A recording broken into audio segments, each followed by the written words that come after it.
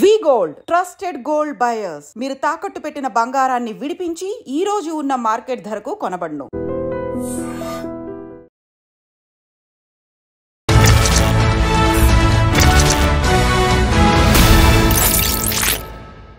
అందరికీ నమస్కారం. నేను Swaroopa Potlapalli. Welcome to iDream. Telangana కాంగ్రెస్లో బీసీ చిచ్చురేగింది.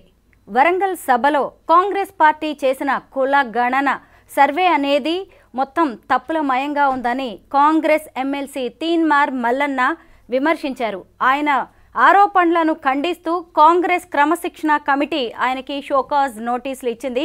12వ తేదీని డెడ్లైన్గా విధించింది. అయితే బీసీల కోసం తాను మాట్లాడుతుంటే తప్పు పడతారా అంటూ ఇటు తీన్మార్ మల్లన్న ప్రశ్నిస్తున్నారు. ఇంకొక వైపు చూసినప్పుడు ఢిల్లీ పర్యటనలో ఉన్న సీఎం రేవంత్ రెడ్డి అధిష్టానం పెద్దలతో మంత్రివర్గ విస్తరణ మీద చర్చిస్తున్నారు. ముఖ్యంగా బీసీలకు 2 డెప్యూటీ సీఎం పదవులు రాబోతున్నట్టుగా తెలుస్తోంది. ప్రస్తుతం నాతో పాటు కాంగ్రెస్ ఎమ్మెల్సీ డాక్టర్ బాల్మూరి వెంకట్ గారు ఉన్నారు. అసలు కాంగ్రెస్ పార్టీలో ఏం జరుగుతుందో తెలుసుకుందాం. నమస్తే వెంకట్ గారు. మీరేమో ముఖ్యంగా మీ పార్టీ, మీ ప్రభుత్వం కులగణన సర్వే అనేది చారిత్రాత్మకం అని చెప్తుంటే, మీ పార్టీ ఎమ్మెల్సీ ఏమో ఇదంతా తప్పుల తడక అంటూ ఏకంగా కులగణన సర్వే రిపోర్టుని ఆయన తగలబెట్టడం అనేది జరిగింది. ఎందుకు మీ పార్టీ నేతలే ఇలా విమర్శిస్తున్నారు? అంటే ఒకటి మేడం, ఫస్ట్ థింగ్, నేను అతనికి కాదు, అంటే దీన్ని ఎవరైతే విమర్శిస్తారో, దీన్ని ఎవరైతే తప్పుల తడక అని చెప్పి మాట్లాడుతారో, మాట్లాడే వాళ్ళందరూ కూడా నేను సూటిగా కొన్ని విషయాలపైన స్పష్టత ఇవ్వదలుచుకున్నాను.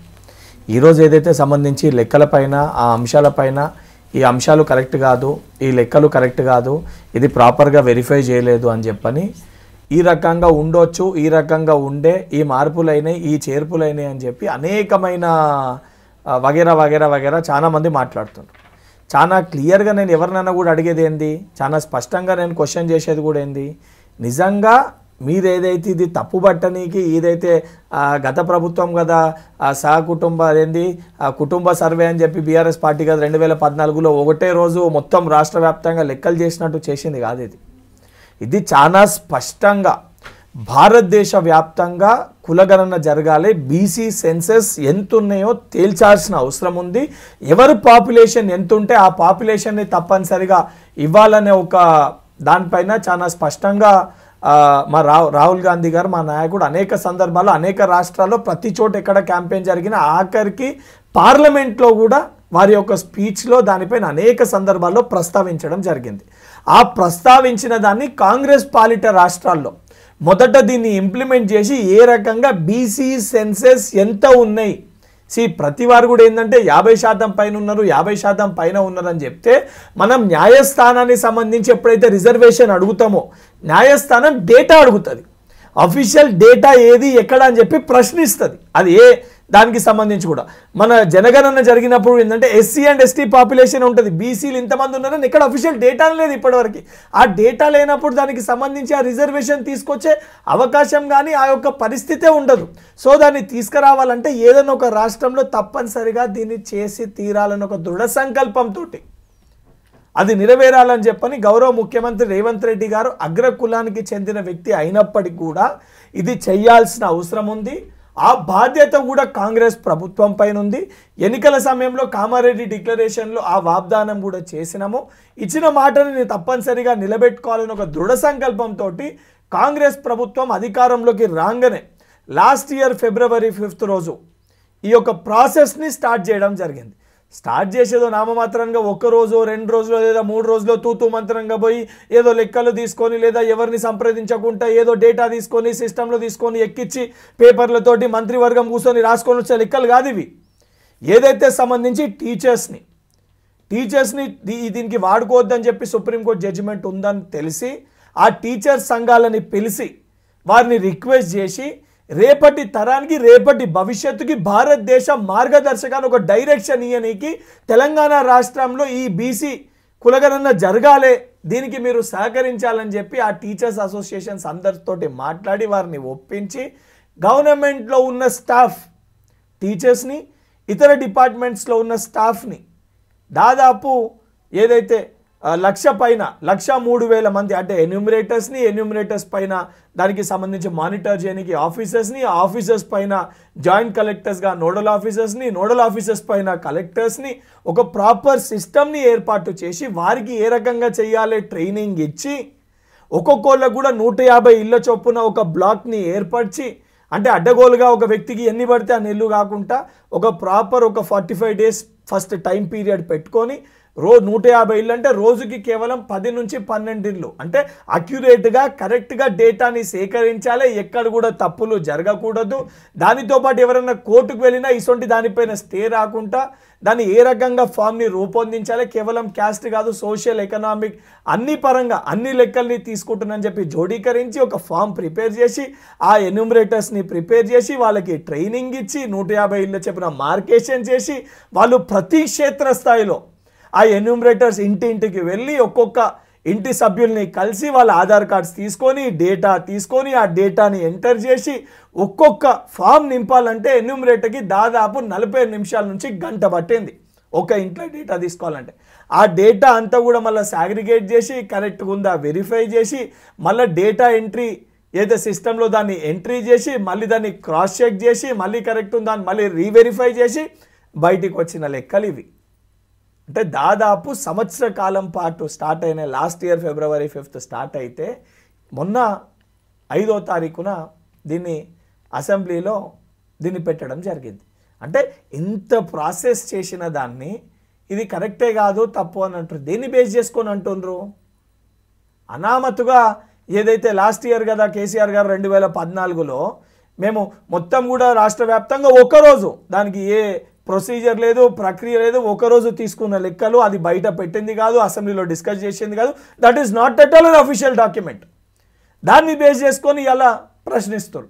ఈ రోజటి వరకు బీసీల పాపులేషన్ ఇంత ఉందని చెప్పి తెలంగాణ రాష్ట్ర వ్యాప్తంగా కానీ భారతదేశంలో ఏ రాష్ట్రంలో కూడా అఫీషియల్ డేటానే లేదు లెక్కలు చేసింది. మొట్టమొదటి రాష్ట్రం భారతదేశంలో తెలంగాణ రాష్ట్రం. అది కేవలం ముఖ్యమంత్రి గారో లేదా సంబంధించి మంత్రివర్గమో 2-3 చేసింది కాదు. అందులో ఆ లెక్కలు తీసుకొచ్చిన దాంట్లో టీచర్స్లో ఎస్సీలు ఉండొచ్చు, ఎస్టీలు ఉండొచ్చు, బీసీలు ఉండొచ్చు, అన్ని మైనారిటీలు ఉండొచ్చు, అన్ని వర్గాలకు చెందిన వారు ఉంటారు స్టాఫ్. ఎవరి వ్యక్తిగత ప్రయోజనాల కోసం చేసిన డేటా కాదు. అండ్ ఈ తీసుకొచ్చిన డేటా అంతా కూడా ఇది కేవలం ఒక వ్యక్తిని అడిగి రాసుకున్న డేటా కాదు. ఆ రాసిన డేటాని మళ్ళీ స్వయంగా ఆ వ్యక్తి అంటే ఆ కుటుంబంలో ఉన్న వ్యక్తి ఆ ఫామ్ పైన సంతకం పెట్టారు. అంటే సెల్ఫ్ డిక్లరేషన్ అంటే రాసినవన్నీ కరెక్టే అని ఆ వ్యక్తి చెక్ చేసుకొని సంతకం పెట్టి ఎండార్స్ చేసిన కాపీస్ ఇవి. ఈరోజు దాన్ని తప్పు పడుతుర్రా అంటే వీళ్ళకి ఆలోచన ఉండి మాట్లాడుతుర్రా, అవగాహన ఉండి మాట్లాడుతుర్రా, అవగాహన లేకుండా మాట్లాడుతుర్రా? వారి మాటలు చూస్తుంటే చాలా స్పష్టంగా అర్థమవుతుంది. సరే ప్రతిపక్షాలు మాట్లాడారంటే వాళ్ళు చెయ్యలేంది ఈరోజు కాంగ్రెస్ ప్రభుత్వం చేసింది, దాన్ని తట్టుకోలేక జీర్ణించుకోలేక లేదు ఈ రకంగా అయితే రేపొద్దున మా మనుగడ సాగదు అని చెప్పి ఒక కోపంతో ఒక కక్షతోటి ఈరోజు కడుపు మంటతోటి వాళ్ళు మాట్లాడుతారు. ఏదైతే సంబంధించి మా పార్టీ సభ్యులు మాట్లాడుతారు అంటే వారికి ఆలోచన లేకుండా అవగాహన లేకుండా మాట్లాడుతారు అని చెప్పి మేము భావించాల్సి వస్తుంది. మరి మీ పార్టీలో అలాంటి వాళ్ళు ఉన్నారు. మీకు అదే చెప్తున్నాను, ఆలోచన లేకుండా ప్రాసెస్ తప్పు ఉంది అని చెప్పి భావిస్తే యాజ్ అన్ ఎమ్మెల్సీ మాకు కూడా అందరికీ మొన్న అసెంబ్లీలో మీటింగ్ పిలవడం జరిగింది. మీటింగ్ పిలిచి అక్కడ వారు మాట్లాడడం జరిగింది, క్లియర్గా ఎక్స్ప్లెయిన్ చేశారు. అండ్ ఈ డేటానంతా కూడా గత ప్రభుత్వంలో కదా కేసీఆర్ గారు ఏదైనా చేస్తే అప్పటిదప్పుడు ఆ మొత్తం డేటాని ఎరేజ్ చేసో లేదా డిస్మాంటల్ చేసో లేదా తగలబెట్టలేదు. ఈ మొత్తం ఫామ్స్ని కూడా ఒక ప్రాపర్ ప్రొసీజర్లో భద్రపరచడం జరిగింది. ఈ పలానా జిల్లా పలానా గ్రామం ఎన్ని ఫామ్స్ అయినాయంటే ఆ అఫీషియల్ డేటా ఉంది, ఆ ఫామ్స్ ఉన్నాయి, ఆ మెటీరియల్ ఉంది. అంటే రేపు పొద్దున ఇంకెవరైనా క్వశ్చన్ చేసినా రేపు పొద్దున దీనిపైన ఏదైతే సెంట్రల్ గవర్నమెంట్కి దీన్ని సమర్పించినప్పుడు లేదా కోర్టులో ఈ రిజర్వేషన్ పైన లెక్కలు ఎట్లా చేసిరని అడిగినప్పుడు ఆ డేటా ఉండాలి, ఆ డేటా సమర్పించాలి, అది అవసరం పడుతుంది అని చెప్పి రేపు ఎవరికన్నా కూడా ఇది ఉపయోగపడాలి, అఫీషియల్ డేటా ఉండాలని చెప్పి వాటన్నింటినీ కూడా భద్రపరిచారండి. ఇప్పుడు వేగ్గా ఇది తప్పు ఉంది, తప్పు జరిగింది, నాట్ ఈవెన్ 0.01% కూడా ఇందులో తప్పు జరిగే ఆస్కారమే లేదు. అండ్ పదే ఏం మాట్లాడుతుండ్రు, ఓసీ పాపులేషన్ 21% ఉండే, ఇప్పుడున్న దాంట్లో ఓసీ పాపులేషన్ 15 to 16% ఉంది. తగ్గిందా పెరిగిందా అండి?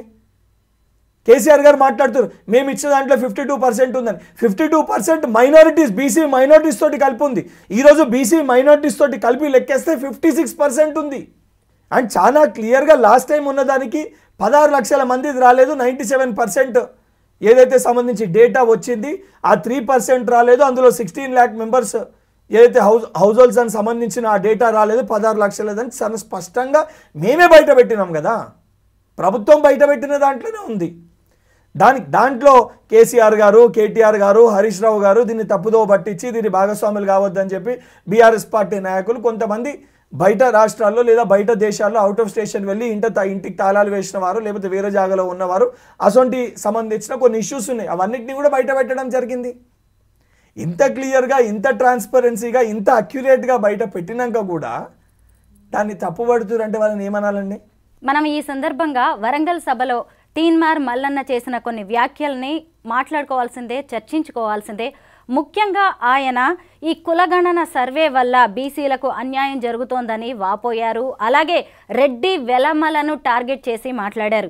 ముఖ్యంగా రెడ్డి వెలమలతో మాకు అంటే బీసీలకు విడాకులైపోయాయి, అలాగే వాళ్ళు కనీసం ఈ తెలంగాణకు చెందిన వాళ్ళు కూడా కాదు, ఆంధ్ర వాళ్ళు అన్నారు. మీరు ఒక వెలమ లీడర్, మీరేం చెప్తారు తీన్మార్ మల్లన్నకి? మేడం, నేను ఫస్ట్ థింగ్ నేను బార్న్ అండ్ బ్రాట్ అప్ పుట్టి పెరిగింది హైదరాబాద్లో. నేను కులమతాలకు అతీతంగా డెవలప్మెంటే ధ్యేయంగా గతంలో మీ ఇంటర్వ్యూలను కూడా చాలా స్పష్టంగా నేను చెప్పినాను. నేను రాజకీయాల్లోకి వచ్చింది అభివృద్ధి పైన చర్చ పెట్టి ప్రజలకు ఏదో మేలు చేయాలి, బాగు చేయాలని ఒక దృఢ సంకల్పంతో నేను రాజకీయాల్లోకి వచ్చాను, which is out of passion. This is not a profession, which is out of passion. ప్రజలకి సేవ చేయాలని ఒక దృఢ సంకల్పంతో మేము రాజకీయాల్లోకి రావడం జరిగింది. ఇంకోటి, మనము పుట్టే ముందు ఈ కులంలో పుట్టాలి లేదా ఇక్కడ పుట్టాలని చెప్పి మన చేతిలో ఉండదు, మనం నిర్ణయించుకొని పుట్టే పరిస్థితి ఉండదు. అండ్ ఎవరన్నా కూడా ఏ కుల సభ్యులు కానీ, అది బడుగు బలైన వర్గాలు కానీ ఎవరన్నా కూడా వాళ్ళ హక్కుల కోసము మాకు రిజర్వేషన్ కావాలని చెప్పి అడగొచ్చు. అడిగే క్రమంలో ఇతర కులాన్ని మేము విమర్శిస్తాము, ఇతర కులాన్ని గురించి మేము చెడుగా మాట్లాడతామంటే అది కరెక్ట్ కాదు, అది సిస్టమ్ కూడా కాదు. ఎందుకంటే ఏ వ్యక్తి చేతిలో కూడా పుట్టే ముందు ఈ కులంలో పుట్టాలని ఉండదు, పుట్టిన తర్వాత ఆ కులంలోకి వెళ్ళి ఇంకొక కులానికి మారదామన్నా మారే ఒక ఆస్కారం కాదు, మారే ఒక అవకాశం కూడా ఉండదు. రిజర్వేషన్స్ ఆ రకంగా చేంజ్ కూడా కావు. మనం పుట్టిన తర్వాత నచ్చినా నచ్చకపోయినా, ఇప్పుడు నేను దాన్ని ఎక్కడ యాక్సెప్ట్ చేయకపోయినా మీరు నన్ను క్వశ్చన్ చేసినట్టు నేను అందులో పుట్టిన కాబట్టి నేను చచ్చేంత వరకు నాతో ఆ ముద్ర ఉంటుంది. మీరు ఆంధ్ర వాళ్ళు అంటున్నారు కదా ఆయన. కంబైన్డ్ స్టేట్ చూసుకున్నప్పుడు ఇదే సంబంధించి అన్ని కులాల వారు కూడా ఆంధ్రప్రదేశ్కి సంబంధించి మన హైదరాబాద్ శివారు ప్రాంతాలలో కానీ కుక్కడపల్లి ఇసొంటి షేర్లింగంపల్లి ఏరియాలో వచ్చి ఇక్కడ సెటిల్ అయిన అన్ని కులాల వారు ఉన్నారు. వారు అందరు కూడా ఇక్కడ వాళ్ళు గారు మీరు ఆంధ్రులు అని చెప్పి మాట్లాడతారండి? ఎవరు క్వశ్చన్ చేసినా కూడా ఇప్పుడు అండ్ ఒక్కొక్క కాస్ట్కి ఒక్కొక్క స్టేట్లో ఒక్కొక్క రిజర్వేషన్ ఉంటుంది. ఇప్పుడు వెల్మలు కొంతమంది ఇక్కడ పద్మనాయక వెల్మలు ఓసీలుగా ఇక్కడ పరిగణలోకి తీసుకుంటారు. ఇదే ఆది వెల్మలు, కొప్పు వెల్మలు, రాస వెల్మలు, సీమ వెల్మలు మీరు ఇదే పక్కనున్న ఆంధ్రప్రదేశ్లో చూసుకుంటే వాళ్ళక్కడ బీసీలు. అక్కడ ఏదైతే ఇదే టీడీపీ గవర్నమెంట్లో ఎర్రమనాయుడు గారు, రామ్మోహన్ నాయుడు గారికి కేంద్ర మంత్రిగా అవకాశం ఇచ్చినా, అచ్చెం నాయుడు గారికి మంత్రిగా అవకాశం ఇస్తే అక్కడ పదే టీడీపీ వాళ్ళు ఏమని ప్రచారం చేసుకుంటారు, బీసీ కులానికి మేము పెద్దపీట వేసినాము, అంతటా కూడా వాళ్ళకే నాయకత్వాన్ని ఇచ్చినాం, వాళ్ళకి పెద్దపీట వేసినాం అని చెప్పని టీడీపీ పార్టీ ప్రచారం చేసుకుంటుంది. ఒక్కొక్క స్టేట్కి ఒక్కొక్క క్యాస్ట్ పైన డిఫర్ అవుతుంది. కొన్ని చోట్ల బీసీ ఉంటుంది, కొన్ని చోట్ల ఇప్పుడు ఇక్కడ మన దగ్గర మున్నూరు కాపు బీసీ దాంట్లో ఉంది. అదే మీరు ఆంధ్రలో చూసుకుంటే పెద్ద కాపు చిన్న కాపు అక్కడ ఫార్వర్డ్ క్లాస్లో ఉంటుంది. So this is differs. సరే, దానికే చాలా స్పష్టంగా రాహుల్ గాంధీ గారు కూడా ఏం చెప్పినారు, ఎస్సీ ఎస్టీ బీసీ రాష్ట్రాల వారీగా కానీ దేశవ్యాప్తంగా కానీ ఎవరి పాపులేషన్ ఎంత ఉంటే వారికి ఆ రకంగా వారి రిజర్వేషన్ వారికి ఇవ్వాలని చెప్పారు తప్ప ఈ ఒక కులాన్ని ఇంకొక కులాన్ని విభజించి లేదా ఒక కులానికి మధ్యలో విడాకులు తీసుకోవాలి లేదా ఒక కులానికి మధ్యలో ముళ్ళ కంచెలు ఏర్పాటు చేసుకోవాలని ఒక సంస్కృతి సాంప్రదాయం తెలంగాణది కాదు. తెలంగాణది కానీ భారతదేశ సంస్కృతి సాంప్రదాయం ఆ రకంది కాదు. ఎందుకంటే మన జిల్లాల్లో కూడా మనం మహబాద్ దగ్గర చూసుకుంటే మన గిరిజన సోదరులు ఒక రకమైన పండుగలు ఒక రకమైన జాతర సెలబ్రేట్ చేసుకుంటారు. అదే కరీంనగర్ సంస్కృతి సాంప్రదాయాలు తీసుకుంటే అక్కడ వేరే రకంగా శుక్రవారం దేవుడని అక్కడ వేరే రకంగా పూజించుకుంటారు. అదే మనం నల్గొండ ఇటు దిక్కుపోతే అక్కడ వేరే రకమైన జాతరలు వేరే రకమైన దేవుళ్ళని పూజించుకుంటారు. Difference of opinion, difference of అవి పూజించుకుంటాం తప్ప నువ్వు అది పూజించుకుంటావు నేను ఇది పూజించుకుంటాం అని చెప్పి వ్యక్తుల మధ్యలో కొట్లాటలు పెట్టి ముళ్ళ కంచెలు ఏర్పాటు చేసుకొని మనం కొట్లాడుకోం. అక్కడ వాళ్ళు పండుగ చేసుకుని ఇక్కడ ఉన్న వాళ్ళు పోయి వాళ్ళతోటి కలిసి పండుగ చేసుకుంటారు, ఇక్కడ వాళ్ళు పండుగ చేసుకుంటే కూడా అక్కడ వాళ్ళు వచ్చి ఇక్కడ పండుగలు చేసుకుంటారు. అట్లనే తెలంగాణలో కూడా మనం దసరాని చాలా ఘనంగా మనం సెలబ్రేట్ చేసుకుంటాం. దసరాకి ఆంధ్రాలో ఉన్న వాళ్ళందరూ కూడా తెలంగాణకు వస్తారు మనం చేసే ఉత్సవాలు పండుగలు చూసుకొని. అదే మళ్ళీ ఆంధ్రప్రదేశ్లో సంక్రాంతిని చాలా ఘనంగా సెలబ్రేట్ చేస్తారు. తెలంగాణలో అందరము ఆంధ్రాకి సంక్రాంతి పండుగ రాగానే ఆంధ్రాకి పోతాం. అట్లనే మీరు బెంగాల్లో చూసుకుంటే వారు ఏదైతే కాళికామాతని ఎక్కువ పూజిస్తారు, దుర్గామాత విగ్రహాలను ఎక్కువ పెడతారు. ఇదే బాంబే మహారాష్ట్ర ఇక్కడ గణపతి విగ్రహాలను ఎక్కువ పెట్టి పూజిస్తారు. అంటే భిన్న సంస్కృతులు, భిన్న సాంప్రదాయాలు, భిన్న ఉత్సవాలు కేరళలో ఓనం చేసుకుంటారు. అసొంటి యొక్క కలయికనే భారతదేశం. కేవలము భిన్న కులాలు, భిన్న మతాలు, ఆ సంస్కృతి సాంప్రదాయాలు అన్ని రకంగా కలిసిమెలిసి, అందుకే దాన్ని మన ఇండియన్ కూడా యూనియన్ ఆఫ్ స్టేట్స్ అని అంటారు. ఇప్పుడు మనం ఆ రకంగా కొట్లాడబెట్టుకుంటూ లేదు నేను ఆయనతో కలిసి ఉండా, నేను ఇన్నతో కలిసి ఉండా, నేను ఇట్లుండా అట్లుండా అంటే అది కాదు, అది సిస్టమ్ కాదు. అది ఎట్లయిపోతుంది అంటే ఇప్పుడు భారతీయ జనతా పార్టీ అనేది కూడా అదే. ఆ ముస్లిమ్స్ అందరు కూడా పాకిస్తాన్కి వెళ్ళిపోవాలి, కేవలం హిందువులు మటుకే ఇండియాలో ఉండాలని చెప్పని అంటారు. ఇప్పుడు మళ్ళీ నేను లాస్ట్ టైం కోట్ చేసినాను, సరే హిందువులే ఉండాలంటే మళ్ళీ ఇప్పుడు మళ్ళీ ఎస్సీ ఎస్టీ బీసీ అని చెప్పి మళ్ళీ విభజించుకుంటారు. విభజించుకున్నాక సరే ఆ విభజన ప్రకారంగా కరెక్ట్గా ఉంటామంటే మళ్ళీ దాంట్లో లేదు, మళ్ళీ ఓసీల మళ్ళీ రెడ్లు వెలుమలు వైశ్యులు అని చెప్పి మళ్ళీ దాన్ని విభజిస్తారు. బీసీల మున్నూరు కాపులు ముద్రాజులు గౌడ్లు యాదవులు అని చెప్పి విభజించుకుంటారు.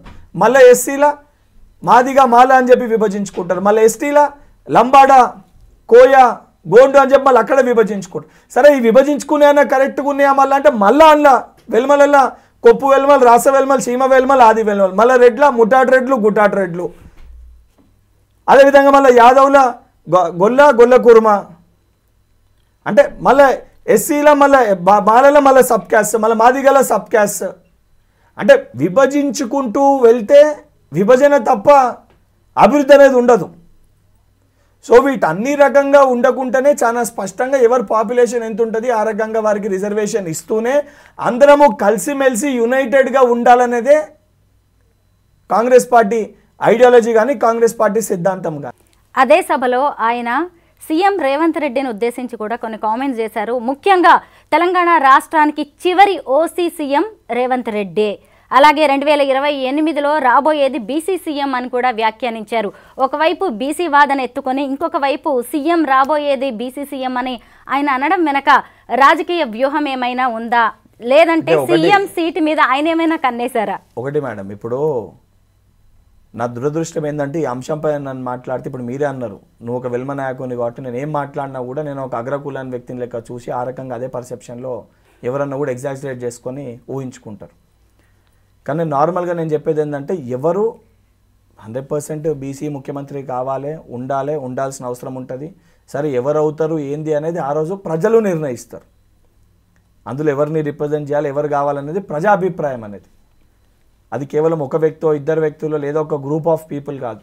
దానికి సిస్టమ్ ప్రకారంగా మన డెమోక్రటిక్ కంట్రీలో లేదు మన ఎలక్షన్స్ జరిగినప్పుడు ఆ ఎలక్షన్స్లో ఓట్ల రూపకంగా మేజర్ ఎమ్మెల్యేస్ ఏ పార్టీకి అయితే గెలుస్తారో ఆ గెలిచిన ఎమ్మెల్యేస్ అందరూ కూడా ఎవరిని చేయాలనుకుంటారని ఒక నిర్ణయం తీసుకొని వారు ముఖ్యమంత్రి అవుతారు.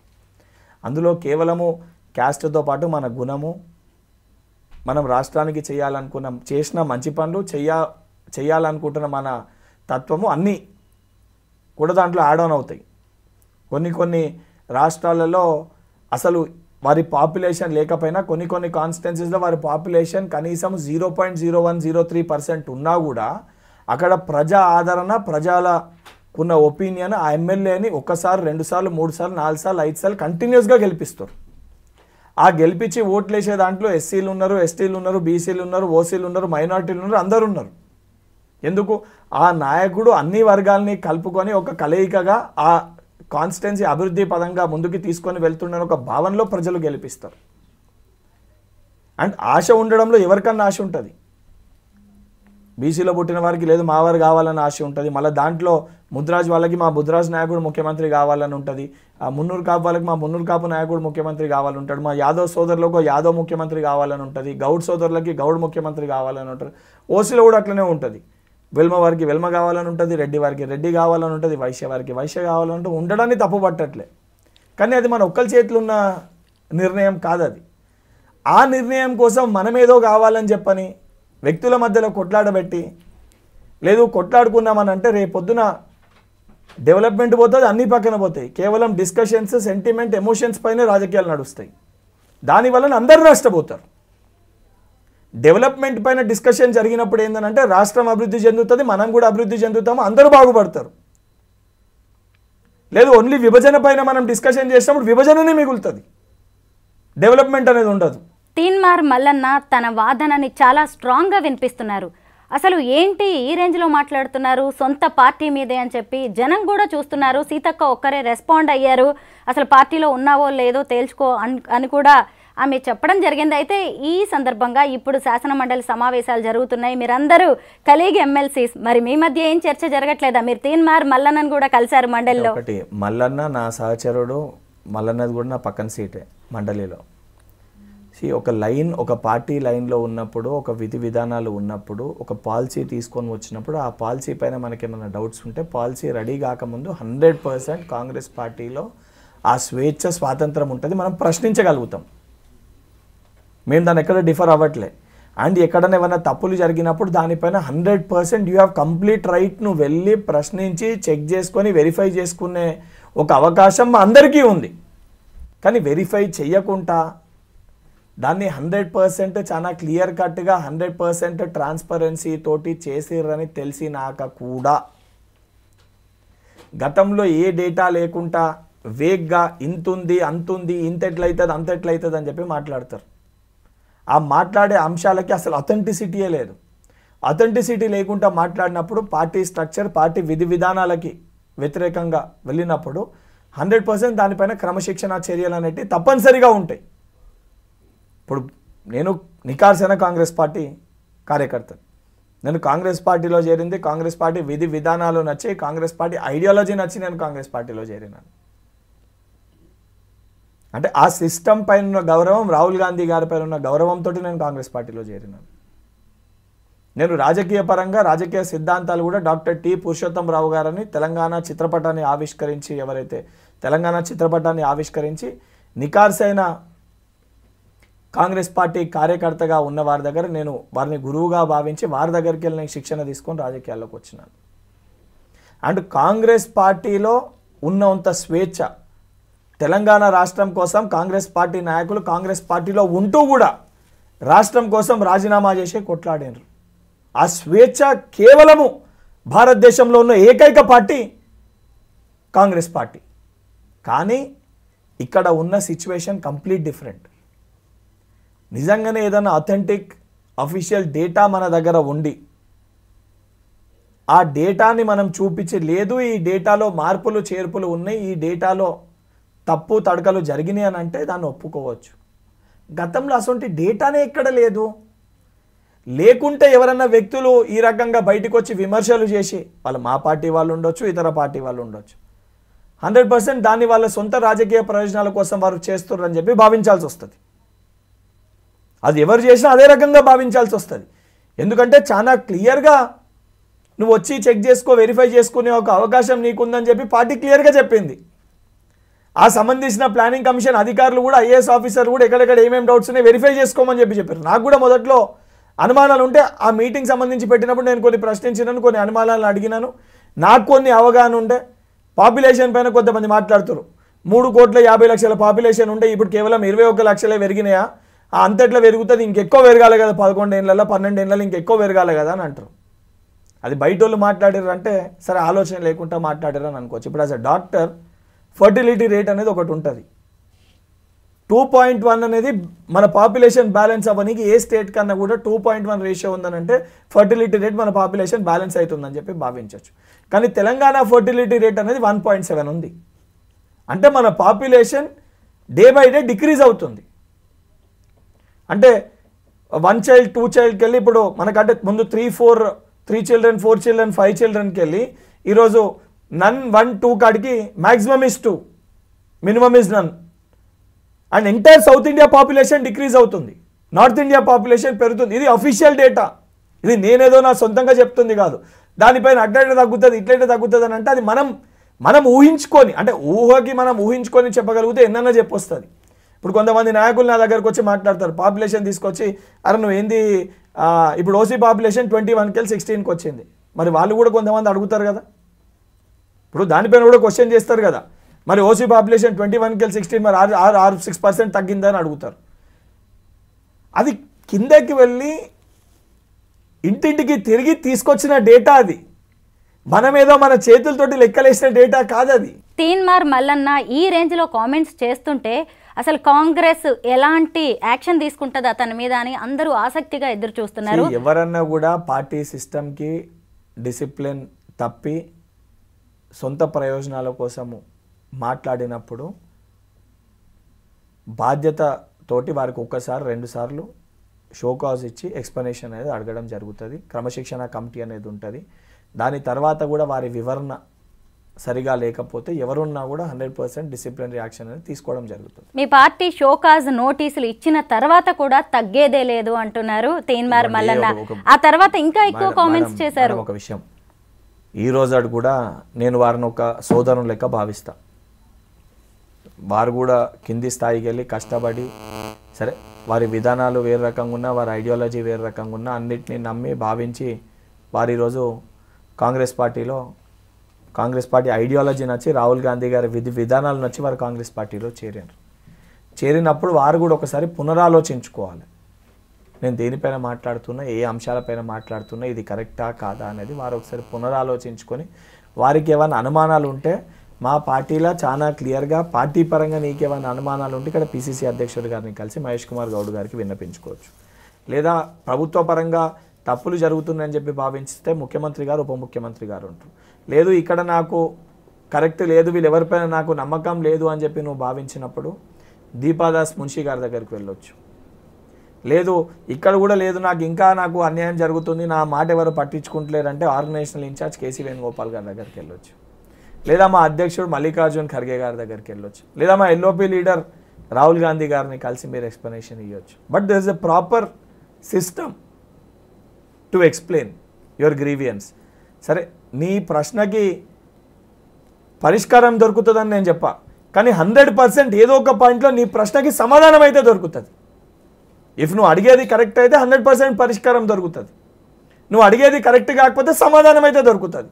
కానీ సమాధానాన్ని వెతకకుండా ప్రశ్న పైన ప్రశ్న మనం క్రియేట్ చేసుకొని దాన్ని తప్పుదోలో తీసుకెళ్లే ప్రయత్నం చేస్తే పార్టీ వోంట్ టాలరేట్. ఎందుకంటే పార్టీ ఇది కేవలము బల్మూరి వెంకటో లేదా మల్లనో ఒకరిద్దరు తీసుకొస్తే అధికారంలోకి రాలే. లక్షల మంది కార్యకర్తలు, నికార్సైన కాంగ్రెస్ పార్టీ కార్యకర్తలు పార్టీ విధానాలని ప్రజల్లోకి బలంగా తీసుకొని వెళ్ళి అధికారంలోకి తీసుకురానికి కష్టపడ్డారు. ఈరోజు వారి కష్టార్జితాన్పైన మేము ఆ యొక్క కష్టార్జితాన్ని మేము నీరుగార్చే ప్రయత్నం చేస్తే నికార్సైన కాంగ్రెస్ పార్టీ కార్యకర్తగా బల్మూరి వెంకట్ అయితే సహించాడు. యూపీఏ ప్రభుత్వాన్ని రాహుల్ గాంధీ ప్రశ్నించినట్టే నేను ఇప్పుడు ప్రశ్నిస్తున్నాను అంటూ ఆయన రాహుల్ గాంధీతో పోల్చుకున్నారు. ఇంకొక వైపు కాంగ్రెస్ పార్టీ బానే ఉంది, సర్కార్ బాలేదు, అంటే రేవంత్ రెడ్డి సర్కార్ బాలేదు అని చెప్పారు ఆయన. అంటే రేవంత్ పాలన సరిగా లేదు అని అధిష్టానం వరకు తీసుకెళ్లే ప్రయత్నాలు చేస్తున్నారా? అలాగే ఈ కులగణన సర్వే అనేది సమగ్ర కుల సర్వే కాదు, అగ్ర కుల సర్వే, దీని వెనక జానారెడ్డి గారి కుట్ర ఉంది అని సీనియర్ లీడర్ పేరు కూడా తీసుకొచ్చారు. వీటన్నిటి వెనుక ఏదైనా స్కెచ్ ఉందంటారా? ఇవన్నిటిపైన బీసీ వర్గాని కోసము ఎన్నో ఏళ్ళుగా ఒక విద్యార్థి నాయకునిగా అన్ని విధాలుగా కొట్లాడి ఈరోజు పిసిసి అధ్యక్షునిగా మహేష్ కుమార్ గౌడ్ గారు ఉన్నారు. దానితో పాటు తెలంగాణ ఉద్యమ సమయంలో బీసీ కులం కోసం చాలా బలంగా కొట్లాడిన నాయకుడు ఈరోజు మంత్రివర్గంలో పొన్నం ప్రభాకర్ గారు ఉన్నారు. ఒక గిరిజన బిడ్డగా, నక్సలేట్గా అన్ని రకమైన జీవితాన్ని అనుభవించి ఈరోజు మంత్రివర్గంలో మంత్రిగా సీతక్క గారు ఉన్నారు. సంపూర్ణ నాలెడ్జ్ తోటి, సంపూర్ణ ఎవిడెన్స్ తోటి, అటు లీగల్ నాలెడ్జ్, అన్ని నాలెడ్జ్ అవగాహన ఉన్న దామోదర్ రాజనరసింహ గారు డిప్యూటీ సీఎంగా పనిచేసి ఈరోజు మంత్రివర్గంలో మంత్రిగా ఉన్నారు. అంటే అన్ని వర్గాలకు సంబంధించి ఏదైతే కంప్లీట్గా అన్నిటిపైన అవగాహన ఉండి స్పీకర్గా పనిచేసి ఏదైతే సుదీర్ఘ రాజకీయాల్లో ఉంటూ ఈరోజు డిప్యూటీ సీఎంగా బట్టి విక్రమార్క గారు ఉన్నారు. అంటే వీళ్ళందరూ కూడా వారి వారి వర్గాల కోసము, వారి కులాల కోసము, బడుగు బలైన వర్గాల కోసము సుదీర్ఘంగా అంటే దాదాపు ఒక అంటే 25 to 30 ఇయర్స్కి వెళ్ళి రాజకీయాల్లో ఉంటూ ఈ సెక్టర్స్ కోసము కొట్లాడి ఈరోజు ఈ స్థానాల్లో ఉన్నారు. వీరందరి నేతృత్వంలో, వీరందరి నాయకత్వంలో ఇది జరిగింది. ఇవన్నిటినీ మనం పక్కన పెట్టి కేవలం దాంట్లో ఉన్న రేవంత్ రెడ్డి గారునో ఉత్తమ్ కుమార్ రెడ్డి గారును కేవలం 2-3 వ్యక్తుల్ని చూపించి వాళ్ళు తప్పు చేసిర్రని చెప్పి మాట్లాడితే నిజంగా వాళ్ళు తప్పు చేస్తే ఈ మంత్రివర్గంలోనే ఈ మంత్రులే ఊరుకునే పరిస్థితి ఉండదు. ఇప్పుడు రేవంత్ రెడ్డి గారు అలాగే బట్టి విక్రమార్క గారు ఢిల్లీ పర్యటనలో ఉన్నారు. అధిష్టానం పెద్దలు కేసీ వేణుగోపాల్ వంటి వారిని కూడా కలిశారు. త్వరలో నిర్వహించబోయే బీసీ సమావేశాలకు సభలకు కూడా ఆహ్వానించారు. దాంతోపాటు పీసీసీ కూర్పు అలాగే మంత్రివర్గ విస్తరణ గురించి అధిష్టానం పెద్దలతో వాళ్ళు చర్చించారు. ముఖ్యంగా ఇప్పుడు ఖాళీగా ఉన్న 6 పోస్టులను భర్తీ చేయబోతున్నట్టుగా తెలుస్తుంది. అందులో 2 బీసీ డెప్యూటీ సీఎంల పోస్టులు, అలాగే ఇంకా 4 ఏమో ఒకటి ఎస్టీ, ఇంకొకటి వెలమ, ఇంకొకటి రెడ్డి, ఇంకొకటి మైనారిటీలకు ఇవ్వబోతున్నట్టుగా తెలుస్తోంది. ఏమన్నా ఇప్పుడు కులగణన ఎఫెక్ట్ వీటన్నిటితో 2 డెప్యూటీ సీఎంలలో ఒకటేమన్నా ఇచ్చేస్తారా ఏంటి తీన్మార్ మల్లన్నకి? మేడం, ఎవరికి ఏం పోస్ట్ ఇస్తారో, ఎవరికి ఏం పోస్ట్ వస్తుందో దానిపైన మాట్లాడే అంత పెద్ద వ్యక్తిని నేను కాదు. అది పార్టీ ఆ రకంగా నేను మాట్లాడితే నాకు ఇతరులకి అంటే నేను కూడా వాళ్ళ లెక్కన అవుతాను. నేను ఏది పడుతుంది స్టేట్మెంట్ ఇస్తే అది పార్టీ స్ట్రక్చర్. ఇక్కడ దానికి సంబంధించి దానిపైన నివేదిక ఇవ్వాల్సిన పార్టీ పరంగా మా పీసీసీ అధ్యక్షులు నివేదిక ఇస్తారు. ప్రభుత్వ పరంగా సీఎం, డిప్యూటీ సీఎం గారు, సీనియర్ అనుభవం ఉన్న మంత్రులు ఎవరైతే ఉన్నారో వారి ఒపీనియన్స్ వారు ఇస్తారు. ఇవన్నిటిని కూడా జోడీకరించి మా ఇన్ఛార్జ్ దీపాదాస్ మున్షి గారు, దాని ఆర్గనైజేషన్ ఇన్ఛార్జ్ కేసీ వేణుగోపాల్ గారి దగ్గర తీసుకెళ్తారు. కేసీ వేణుగోపాల్ గారు మల్లికార్జున్ ఖర్గే గారితో, మా ఎల్ఓపీ లీడర్ తోటి, మా పార్టీలో ఉన్న నాయకత్వం అందరితోటి చర్చించి what is required and they'll take decision on it. ఆ డెసిషన్ వాళ్ళు ఏది తీసుకున్నా 100% అది రాష్ట్రానికి, అదేవిధంగా అన్ని సామాజిక వర్గాలకి వెళ్ళి రిప్రజెంటేషన్ ఉండే విధంగా వారు నిర్ణయం తీసుకుంటారు అని ఒక సంపూర్ణ నమ్మకం, విశ్వాసం నాకుంది. ఒక వెలమ లీడర్కి కూడా మినిస్టర్ అవకాశం ఉంది అంటున్నారు. మరి అందులో మేమేమైనా బల్మూరి వెంకట్ని ఎక్స్పెక్ట్ చేయొచ్చు అంటారా? మేడం, నాకు చాలా క్లారిటీ ఉంది నా కెరియర్ పైన. దానిపైన నేను కష్టపడ్డ దానికి నా పార్టీ ఏ సమయంలో ఎవరికి ఏమి ఇవ్వాలి పార్టీ ఆ నిర్ణయం తీసుకొని ఇస్తుంది. నా పార్టీ నన్ను అతి చిన్న వయసులో ఈరోజు భారతదేశంలో చరిత్ర సృష్టించే విధంగా అతి చిన్న వయసు ఉన్న ఒక వ్యక్తికి ఈరోజు ఎమ్మెల్సీ పదవి నాకు కేటాయించారు. నాకు ఇచ్చిన పదవిని, నా బాధ్యతని ప్రజలకు ఏ రకంగా ఉపయోగపడే విధంగా చేయాలి, పార్టీని ఏ విధంగా బలపరచాలనే ఒక ఆలోచనలో నేను ఉన్నాను తప్ప. అండ్ సుదీర్ఘంగా ఇదే వెల్మా సామాజిక వర్గానికి సంబంధించి ఈరోజు ఆల్రెడీ జోపల్లి కృష్ణారావు గారు మంత్రివర్గంలో ఉన్నారు. అండ్ ఏదైతే దానితో పాటు ప్రేమ్ సాగర్ రావు గారు, విజయరమణారావు గారు, మదన్ మోహన్ రావు గారు, గండ్ర సత్యనారాయణ రావు గారు సంబంధించి సుదీర్ఘంగా రాజకీయాల్లో అనుభవం ఉన్న వ్యక్తులు కూడా వెల్మా సామాజిక వర్గానికి వెళ్ళి ఎమ్మెల్యేగా గెలిచిన వాళ్ళు ఉన్నారు. So that party will decide ఎవరికి ఏ రకంగా రిప్రజెంటేషన్ ఇవ్వాలి, ఎవరికి ఇవ్వాలి, ఎప్పుడు ఏమొస్తుంది అని చెప్పని. దాంట్లో ఆ ఆలోచన కూడా లేదు. అసలు ఒక ఆలోచన లేదు, ఇదవుతాము అదవుతాము అనే ఆలోచనలో కూడా లేదు. పార్టీ ఇచ్చిన దాంతో సంతోషంగా ఉన్న, సంతృప్తితో ఉన్న, దాన్ని బాధ్యతతోటి పనిచేసి పార్టీకి నా వలన చెడ్డ పేరు రాకుండా ప్రజలకు ఉపయోగపడే విధంగా, పార్టీ కార్యకర్తలకు ఉపయోగపడే విధంగా నేను వాళ్ళకు ఉపయోగపడితే చాలు అని చెప్పి ఒక భావన ఉన్న వ్యక్తిని నేను. ఎక్సలెంట్. మనం ఈ సందర్భంగా మీ మరో కలీగ్ ఎమ్మెల్సీ కల్వకుంట్ల కవిత గారి గురించి కూడా మాట్లాడుకోవాలి. ఆవిడ కూడా కులగణన గురించి మాట్లాడుతున్నారు. ముఖ్యంగా నీళ్లు నిజాలు అంటూ ఈ మధ్య ఒక సమావేశం నిర్వహించారు. ఇవాళ కూడా పాలమూరు రంగారెడ్డికి సంబంధించి ఓ స్టేట్మెంట్ ఇచ్చారు. ఆవిడకి సంబంధించి మీ అభిప్రాయం ఏంటి? ఎందుకు ఇలాంటి తీసుకుంటున్నారు ఆవిడ స్టెప్స్? నేను మీకు చెప్తాను. బీఆర్ఎస్ పార్టీ నాయకులు ముందేదైతే సంబంధించి 2016లో కృష్ణా ట్రిబ్యునల్ ఒప్పందం చేసుకున్నప్పుడు ఏదైతే ఆ రోజు వారు చేసుకున్న ఒక అగ్రిమెంట్ కాపీ కృష్ణా ట్రిబ్యునల్లో వారు ఆ రోజు తీసుకున్నప్పుడు ఆ బోర్డుకు సంబంధించి 2015లో వారు అగ్రిమెంట్ చేసుకున్నప్పుడు 33% అండ్ 77% అనుకుంటే, ఇఫ్ ఐమ్ నాట్ రాంగ్, 33-75 అంటే 25% మనకి, 75% ఆంధ్రాకి నీళ్లు ఇచ్చే విధంగా ఆ రోజు ఏదో వాళ్ళు కృష్ణా ట్రిబ్యునల్తో 2015లో వారు ఏదైతే చేసుకొని వాటర్ కూడా అదే రకంగా అదే పర్సంటేజ్ ప్రకారంగా వారు వాటర్ని కూడా షేర్ చేయడం జరిగింది. అంటే ఇది ఆ రోజు డాక్యుమెంట్ కాపీ ఏదో ఆ రోజు 2015లో బీఆర్ఎస్ పార్టీ చేసుకుంది.